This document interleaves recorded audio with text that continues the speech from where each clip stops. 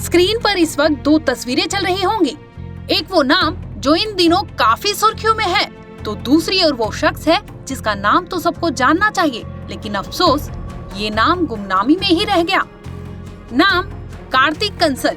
IIT Roorkee से पास हुए कार्तिक पिछले 14 सालों से अपने पैरों पर नहीं खड़े हो सके, लेकिन इनके जज्बात से इन्होंने वो बुलंदी छू ली जिसे छूने के लिए लोग तरस जाते हैं। साल 2019 से लेकर साल 2023 तक कार्तिक ने 4 बार यूपीएससी की परीक्षाएं दी थी। चारों बार कार्तिक ने रैंक भी हासिल की, लेकिन अफसोस उन्हें कोई भी सर्विस अलॉट नहीं किया गया। बावजूद इसके कि उनमें फिजिकल डिसेबिलिटी थी, लेकिन उस कोटे के तहत भी उन्हें कोई भी नौकरी नहीं मिल सकी। आपको बता दें कि कार्तिक मस्कुलर डिस्ट्रॉफी जैसी डिसेबिलिटी के शिकार है, जिसकी वजह से वो चलने में असमर्थ है और इसीलिए उन्हें व्हीलचेयर की मदद लेनी पड़ती है। फिलहाल कार्तिक इसरो में बतौर साइंटिस्ट के पद पर तैनात है। साल 2019 में कंसल को 813वीं रैंक मिली थी और कायदे से कंसल को सर्विस में शामिल करना चाहिए था, क्योंकि लोकोमोटर विकलांगता के लिए 15 रिक्तियां थी और केवल 14 ही भरी गई थी। मतलब साफ था, एक सीट खाली रहने के बावजूद कंसल को जॉब नहीं मिल सका। साल 2021 में विकलांगता कोटा के बिना भी यूपीएससी में कंसल की रैंक 271 थी और उन्हें आईएएस मिलना चाहिए था, क्योंकि उस साल 272 और 273 रैंक हासिल करने वाले लोगों को भी आईएएस का जॉब मिला था। बता दें कि साल 2021 में लोकोमोटर विकलांगता श्रेणी में 7 रिक्तियां थी और उस समय केवल 4 ही भरी जा सकी थी।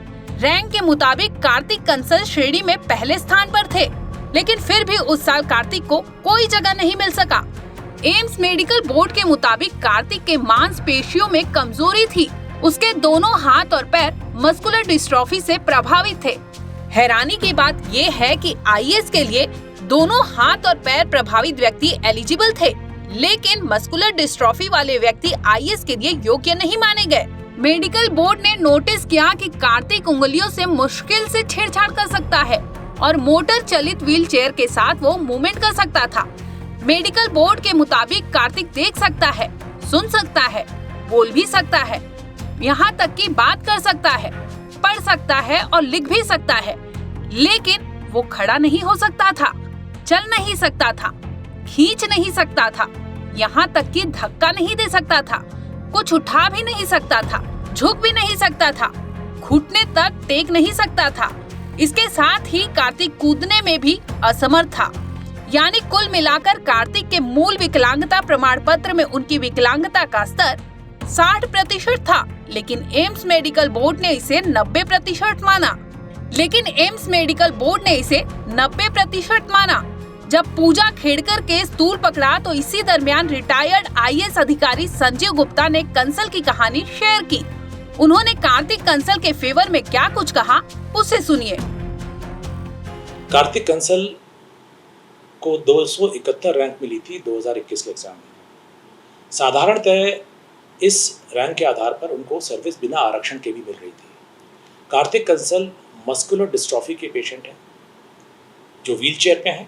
90% उनकी डिसेबिलिटी है एम्स के हिसाब से, और एम्स ने कहा है दोनों पैर, दोनों हाथ और मसल्स वीक हैं और साथ में मस्कुलर डिस्ट्रॉफी है। उसके आधार पर जो एक मैट्रिक्स बनी हुई है डीओपीटी की, उसके आधार पर अगर उनको आरक्षित पद के अगेंस्ट भी देखते तब भी उनको इंडियन रेवेन्यू सर्विस कम से कम मिलनी चाहिए थी, क्योंकि आईएएस में उनसे एक ऊपर एक रैंक एक आदमी था, तो शायद उसको आईएएस दे दिया, उसके बाद इसको मिलना चाहिए था। उसने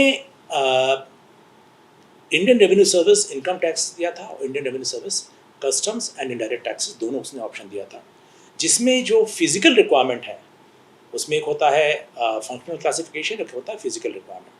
फिजिकल रिक्वायरमेंट उसमें है S means sitting, S E means seeing, RW means reading writing and then C means communication, oral communication. उस बच्चे ने इतना मेहनत करके यहाँ पर आया, आईआईटी रुड़की में आईआईटी क्रैक किया, उसके बाद यहाँ पर आया। 271 रैंक के बाद भी उसको आज तक कोई सर्विस अलॉट नहीं की गई है, जबकि कानून के अनुसार उसको मिलना चाहिए था। डीओपीटी के इंस्ट्रक्शंस के हिसाब से ही उसको मिलना चाहिए, तो उसमें कोई शुबा नहीं है। मैं 36.5 साल का जो अनुभव है और जो संबंधित अधिकारी जिन्होंने डीओपीटी में काम किया उनसे बात करने के बाद मैं कह रहा हूँ कि कोई भी शक नहीं है गलती हुई है। विरोधाभास में देखें, हमारे पास पूजा केटकर है जिसके बारे में पूरी दुनिया बात कर रही है। अभिषेक सिंह है, और बहुत सारे मामले हैं जो दिन रात सामने आ रहे हैं। पूजा केटकर का आपको पता ही है कि किस प्रकार से उन्होंने ओबीसी सर्टिफिकेट लिया, जबकि उनका अपना प्रॉपर्टी रिटर्न कहता है कि उनकी सालाना आमदनी सिर्फ मकानों और ज़मीनों से 15 लाख रुपए है, करोड़ों की प्रॉपर्टी उनके खुद के नाम पर है। तो वो नॉन क्रीमी लेयर में कैसे आ गए? कैसे उस एसडीएम ने सर्टिफिकेट दे दिया नॉन क्रीमी लेयर का? उसके बाद उन्होंने 2021 में मेंटल डिसेबिलिटी और विजुअल इम्पेयरमेंट यानी कि दृष्टि बाध्यता और मानसिक दुर्बलता के बारे में उन्होंने आवेदन किया था कि इस श्रेणी में मुझे रखा जाए आरक्षण के लिए। 2021 में कार्मिक मंत्रालय ने और यूपीएससी दोनों ने मना कर दिया कि मानसिक दुर्बलता या मेंटल डिसेबिलिटी वो यूपीएससी के सिविल सर्विसेज एग्जाम में अलाउड नहीं है, बाकी एग्जाम्स में है, उसमें नहीं है। सही है गलत है इस बारे में मैं चर्चा नहीं करना चाहूँगा, लेकिन ये पक्का है कि उनको मना किया गया 2021 में। 678 शायद उनकी रैंक आई थी, उसके बावजूद उनको कोई सेवा नहीं दी गई क्योंकि यूपीएससी ने और डीओपीटी ने नहीं माना। उसके बाद उन्होंने 2022 में फिर वही काम किया, दोबारा उन्हें 2022 के एग्जाम में यही डाला और डीओपीटी और यूपीएससी ने मना किया।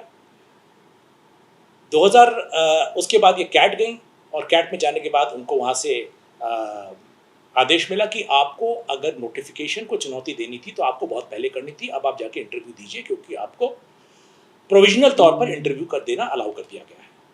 उन्होंने इंटरव्यू दिया और उसके बाद जो सबसे हैरानी की बात है, एक तरफ तो उन्होंने कभी पहले 7% ऑर्थोपेडिक हैंडीकैप का भी लिया था, तो हर प्रकार के कॉम्बिनेशन परम्यूटेशन वो कोशिश कर रही थी किसी प्रकार से 40% से ऊपर हो जाए।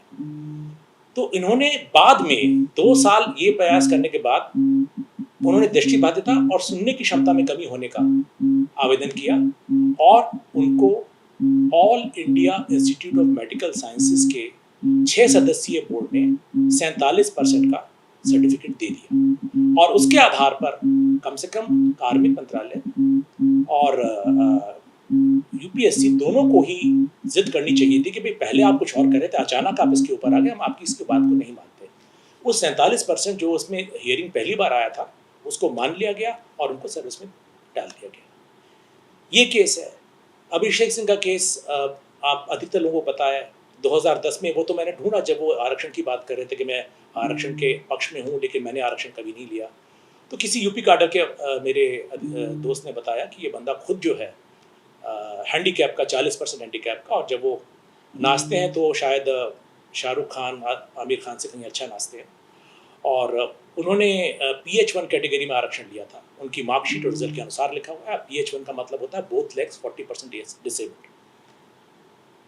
तो आप दोनों का कंट्रास्ट आप ड्रॉ कर सकते हैं कि जहां एक तरफ जो बंदा इतना ज़्यादा लिमिटेशंस में उसने पढ़ाई करी है, उसने मेहनत करके एग्ज़ाम को क्रैक किया, जो मैट्रिक्स मैंने आपसे शेयर की थी उसके हिसाब से वो क्वालिफाई करता है, उसको नहीं दिया गया और इन लोगों को IAS दे दिया गया।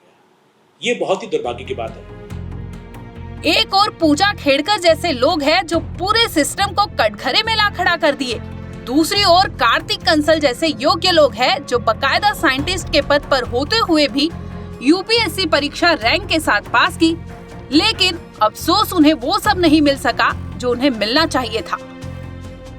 ब्यूरो रिपोर्ट, क्राइम तक।